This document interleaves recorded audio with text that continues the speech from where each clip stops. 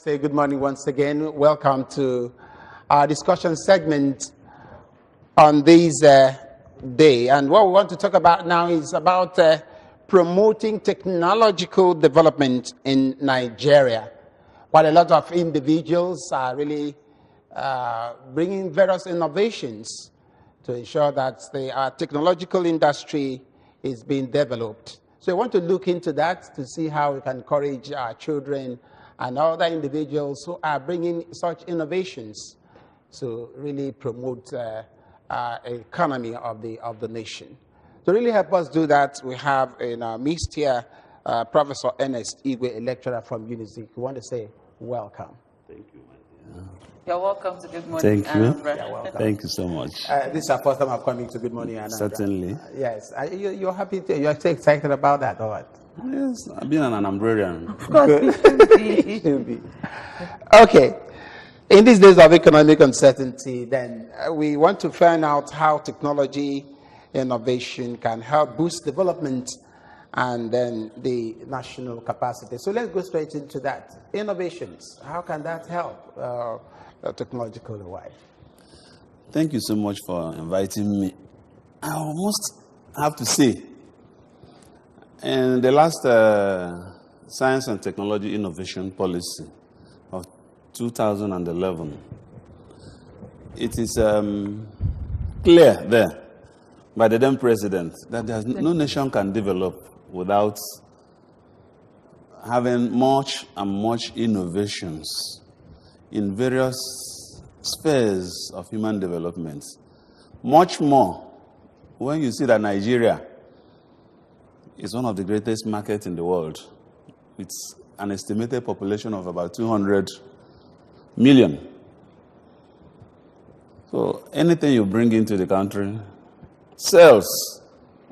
So no doubt, any new innovation, or if the ones we in the ivory tower have produced have been fully harnessed, which was part of the missions and visions and objectives of that policy, I think would no doubt be far ahead from where we are today. Okay. The question. Yeah, I asked the question before we went for the break concerning how you will assess the technological growth in Nigeria today.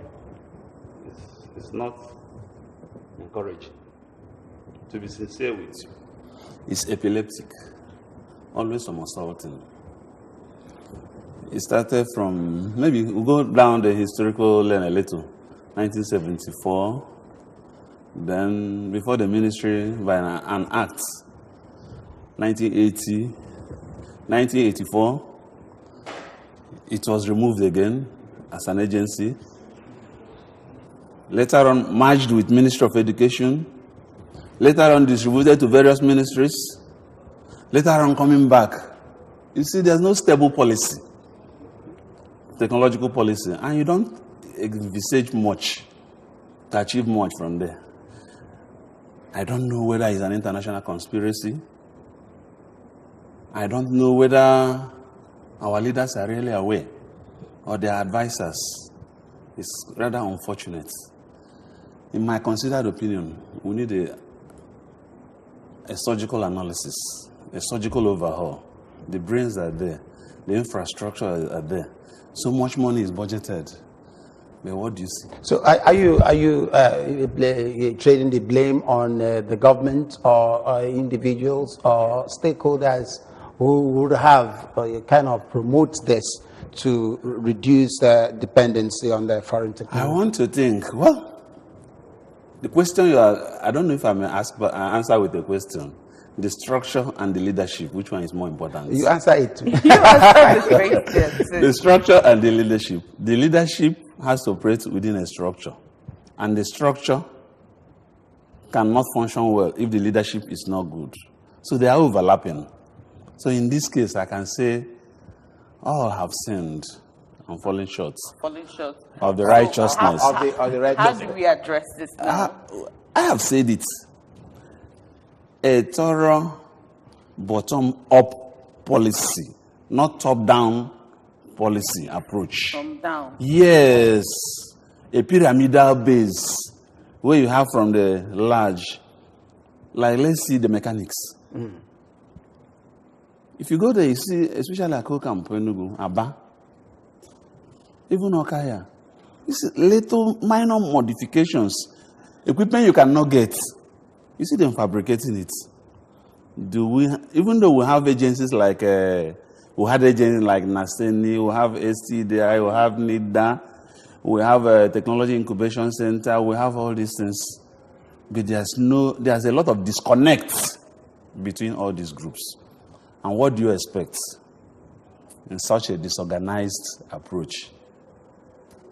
Technology can take this country. Japan has no oil.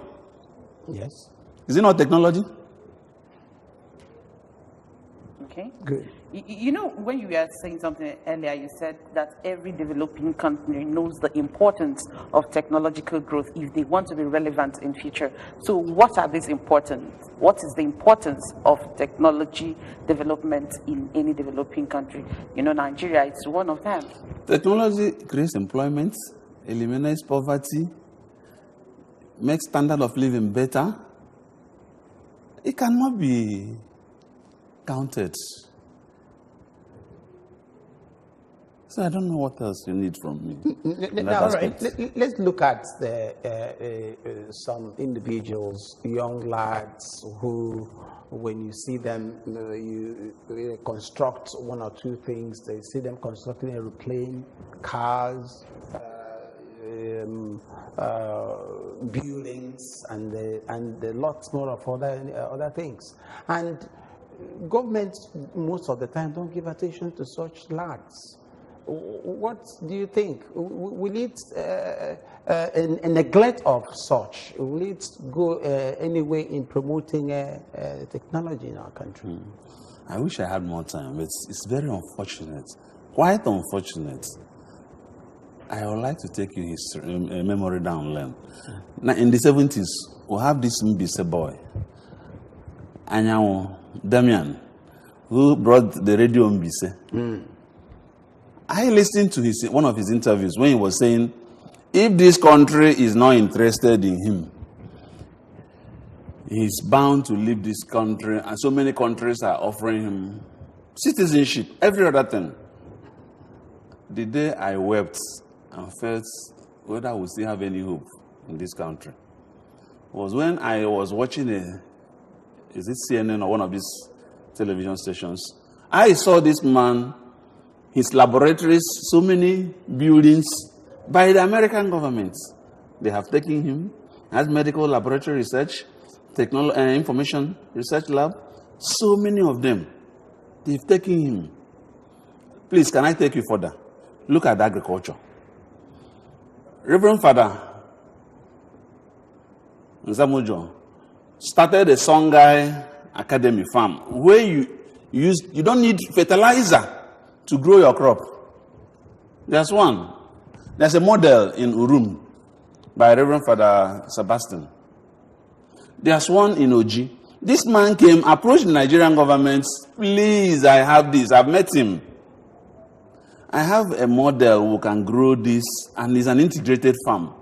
Nigerian government told him, did not listen to him. He now went to Cotonou to start his work. To start this farm, this model. Do you know that place is now a mecca of sorts for Nigerian farmers? Nigerian government sponsor at least 1,500 year in, year out. Imagine the revenue loss. And yet, the one Enugu State government started at Oji here, you need to visit. I don't think it's getting the required attention. River State has adopted. Most of the northern state government have adopted. Yeah, this is a son of Nigeria. I think from Imo State. There are quite a long list of all this you've mentioned. Now, how do we get away from this? That is, how can we encourage this technological development? Individuals outside are being patronized by international community, but our own economy, people are not being patronized. So the problem is where do we get the blame? The blame game should not be now. There's no need for blame game. What is important, because we waste all our time in blames. without achieving much. What rather to me is very, very important.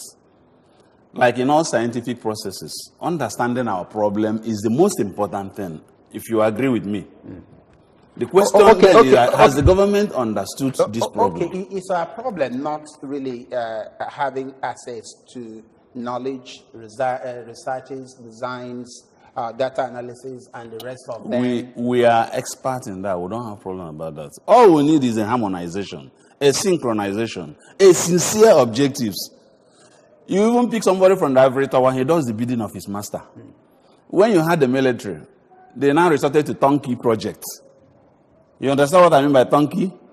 Turnkey project, where they go and commission something, turn the key. Whether that technology is applicable, whether it's adaptable, whether you can repair the equipment or not, they're not interested. The corruption. And the worst still is that if the corruption is being fought systemically, not symptomatically, that's what we're doing. It will go a long way. Okay, now, how do we now involve the youth to know the importance of technological development? We know most of them are already involved in some processes already, but then we need to involve them the more for them to know the importance on any economy, that's any nation's economy. I think Babangida regime, in a way, when he set up the Raw Material Research Development Council, we had the NIDA, we have Technology Incubation Center, all these have equally not yielded much of the desired results. In my own opinion, in my own considered opinion, if the private sector, we should have adopted the Malaysian approach. The Malaysian approach, which is? I'm coming. Which is have a sort of fund. If you're able to get to this stage, this money is for you. If you're able to upgrade, this money is for you. But in this country, it's very, very honestly, anybody that tells you is not frustrated, especially those of us that has something to do with this, is not being sincere, it's being economical with the truth. So, back to your question, what is the way out? The way out is a sincere approach by the leadership. The leadership telling themselves the gospel truths. And the funniest thing is that this leadership at times are screened by those in between. So what makes good leadership in this aspect is having direct access,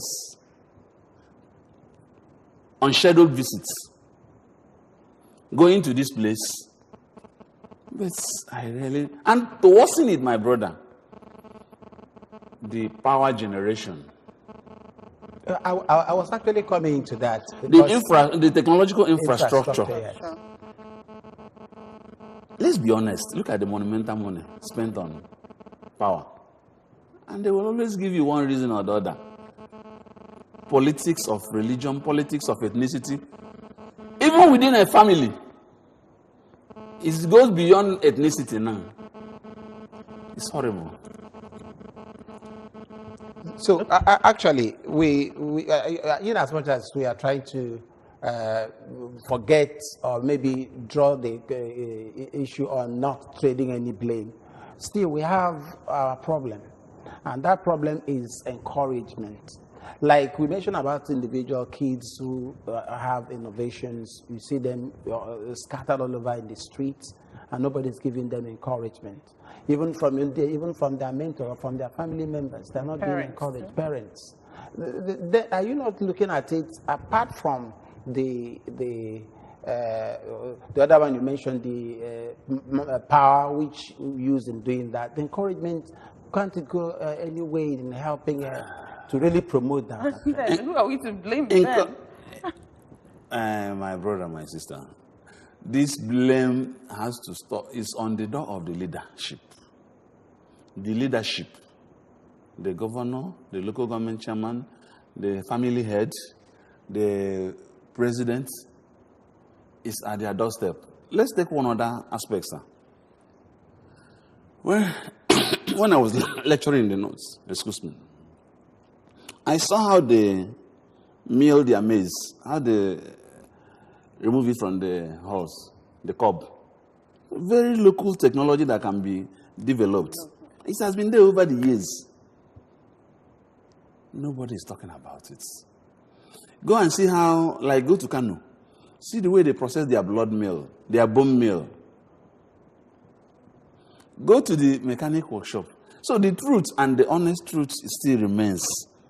We have not gotten such a leader, and I don't know when we will get such a leader, because any country without such a forthright policy is like a traveler without a destination. He does not know how far he has gone. He does not know how far it will still take him to get to the promised land. And much more importantly, sir, you see, why is it that technology does not grow in Nigeria?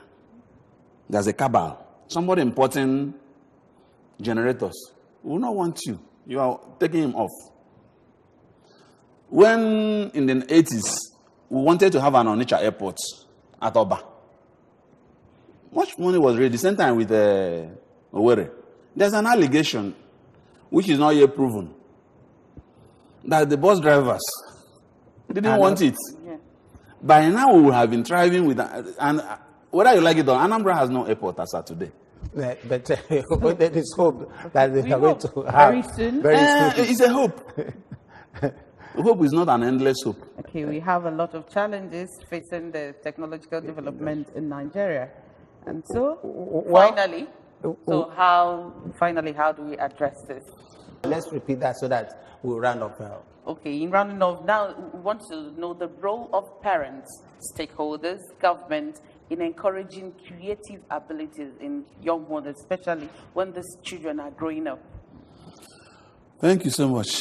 The first place a child starts his technological learning is in the house. Not even in the house. From the house, yeah. From the womb. Because ask yourself, yes, yes, a child is born and he starts looking. He or she starts looking for the breast for milk. Who taught her? Is it not from the womb? There's some other aspect. But let's talk about the world. When a child is growing up, not only the family, but most people ought to. You look at this child, my child will be like this. But our problem today is that I want my son to be a medical doctor. I want my son to be a lawyer. I want my son to be that. I've always counseled against that. But some parents, okay, let's take the case of Chimamanda Adichie, taken to the School of Medicine. I was only reading novel there, doing this and that, until the parents, fortunately for her. So Professor, as we're about winding up, advise our people, stakeholders, parents and also individuals who are really having these people around. The encouragement is supposed to be there. Let's be frank. The leadership technologically has almost, in terms of policy formulation, good.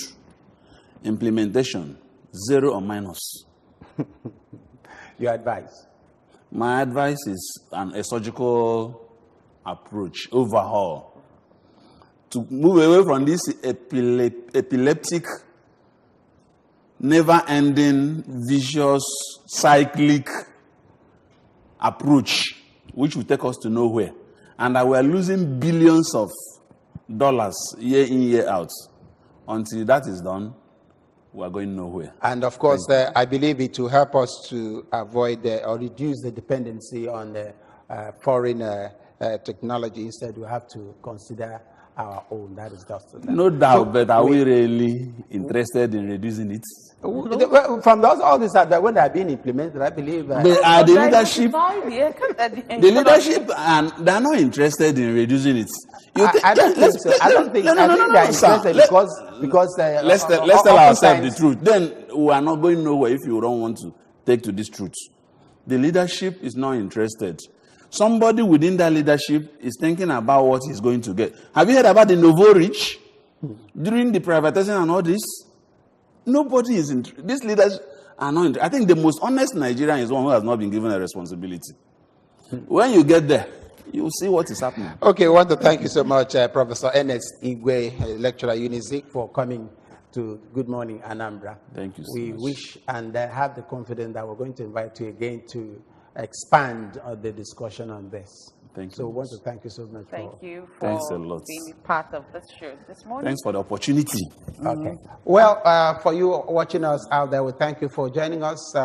We sincerely apologize that, well, you did not call us. I will apologize for them calling us. We should apologize because we didn't ask them to call. But the numbers are there on the screen. Okay, so but somebody called. It does that. We couldn't pick it because of the network. Okay, we want to say thank you very much. Stand by as we wind up on the other segment.